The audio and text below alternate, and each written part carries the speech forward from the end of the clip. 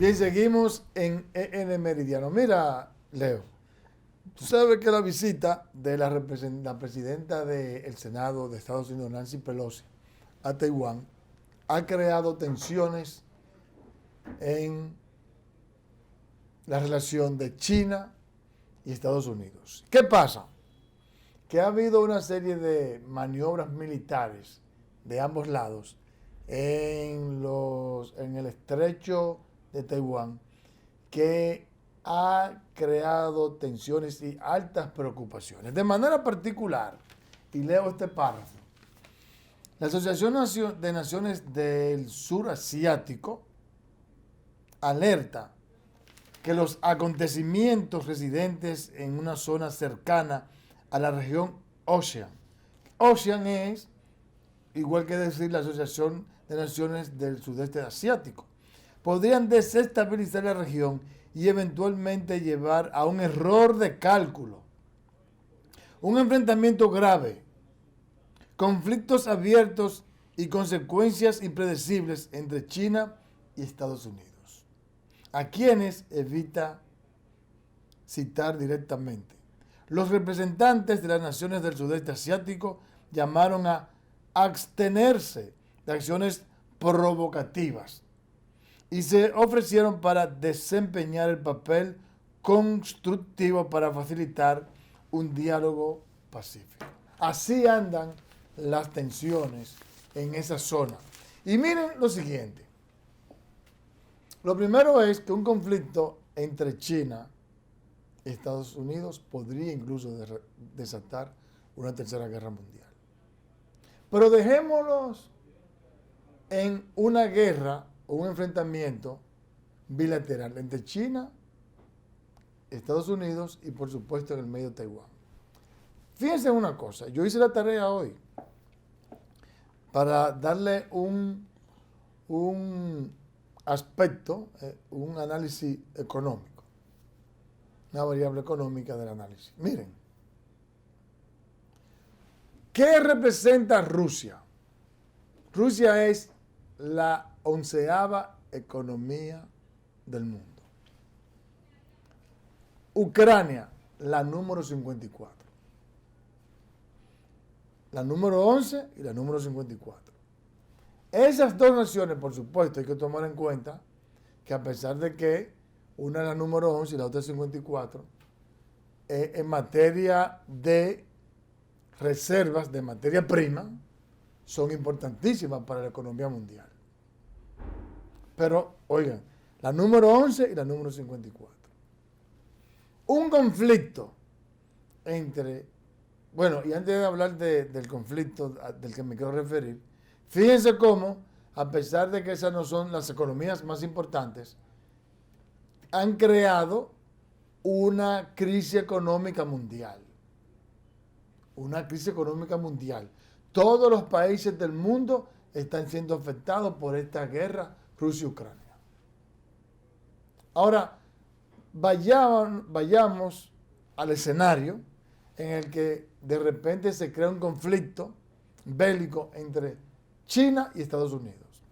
Vamos a dejarlo en un conflicto bilateral o trilateral, porque evidentemente iba a estar involucrado ¿cómo se llama? Taiwán. Ok. ¿Qué representa Estados Unidos a nivel de economía mundial? La número 1. ¿Qué representa China? La número 2. ¿Y qué representa Taiwán? La número 31. Ok. Fíjense que la economía de Taiwán es más importante que la de Ucrania. Entonces, señores, hablamos de que Estados Unidos es el país que tiene el mayor nivel de consumo del mundo. Y que la economía china es la economía de mayor comercio del mundo en este momento. O es como quien dice la locomotora de la economía mundial, China. Entonces, si de repente entran en conflicto China Estados Unidos y en el medio de Taiwán, definitivamente aquí las consecuencias económicas van a ser impredecibles, endemoniadas, van a ser terribles. Yo le he puesto, desde ayer, vengo diciendo que sería una especie de hecatombe económica que habría en el mundo. Aparte de que nadie puede soslayar la influencia que tiene desde el punto de vista, o que tiene desde el punto de vista geopolítico, tanto Estados Unidos como China. Y que es muy posible que en un conflicto entre esas dos naciones terminen adhiriéndose al pasito otras economías importantes, Japón, Alemania, etcétera, etcétera.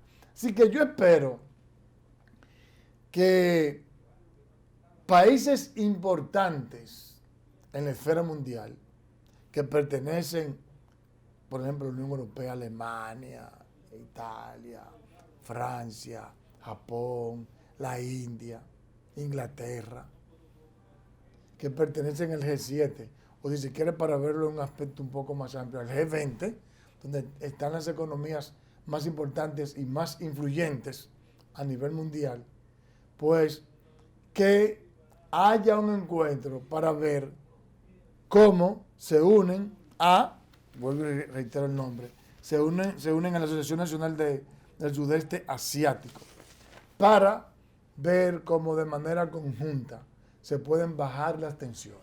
Porque la verdad es que son impredecibles las consecuencias. Si al día de hoy nosotros tenemos la repercusión y el impacto del conflicto ruso-Ucrania, imagínense que estas dos economías fundamentales para la subsistencia del mundo se unen a la gravedad que se ha producido ya. Y estamos hablando de China y de Estados Unidos, con la capacidad de producción de China y la capacidad de intervención incluso en mercados como los de América Latina y del mundo. Que prácticamente en los Estados Unidos hay una deuda fundamental con el gobierno chino. La posibilidad que tiene Taiwán de producción de los microchips para vehículos, y etcétera, que es una necesidad mundial. Y con todos los conflictos entonces que se enredan, al día de hoy, con el conflicto ruso-Ucrania, Europa está en una situación delicada, ha tenido dificultad con su moneda, tiene dificultad con su temperatura, con el manejo de sus energías, el consumo de combustible, etcétera. Y que eso se ha ido reproduciendo y más se conoce a partir de cómo la gente que convive por allá. En definitiva, debemos estar muy preocupados por este desenlace. Y no es casual, pudiera verse que una simple reacción frente a una visita, no. Hay una discusión del poder mundial y de legitimación y los criterios que tiene el gobierno chino, y que Estados Unidos vive provocando y que no tiene limitaciones para el ejercicio del poder. Y curiosamente, en la gestión de los de los partidos de la democracia, son más conflictivos muchas veces que los republicanos en materia internacional. De manera que esta realidad que se presenta es como para que pensemos que ojalá las grandes decisiones se puedan producir atendiendo al sentido común internacional. Mira, estoy de acuerdo contigo, no obstante te quiero hacer una observación. Es algo, puede ser que nada más yo esté de acuerdo con lo que te voy a decir. Mira, ha habido definitivamente un debilitamiento del euro. Incluso hubo un momento en que el dólar está un poco más caro que el euro se puso. Exacto. Ahora, yo creo que esa es una decisión deliberada. Esa es una decisión deliberada de debilitar el euro, porque eso los hace más competitivos y pueden aumentar la capacidad de exportación de los países europeos. Fíjate que históricamente, y es una crítica que se ha hecho desde la creación del euro, que siempre o casi siempre las decisiones en materia monetaria que se toman en el euro son para favorecer los intereses básicamente de Alemania, que es la economía europea más importante, y de Francia. Por primera vez en más de como de 30 años que Alemania tiene una balanza comercial deficitaria como consecuencia de lo que está pasando con los combustibles. No dudes que de alguna manera se está buscando debilitar al euro para potencializar la capacidad exportadora de Alemania, de Francia y de otros países importantes de Europa. Nos dice David que el tiempo se nos agotó. Se venció el tiempo, Dios mío. Bueno, pues nada, será el próximo lunes cuando nuevamente estaremos con ustedes en N Meridiano ya con el gurú, el decano, la leyenda, Don Freddy Sandoval. Un abrazo para todos.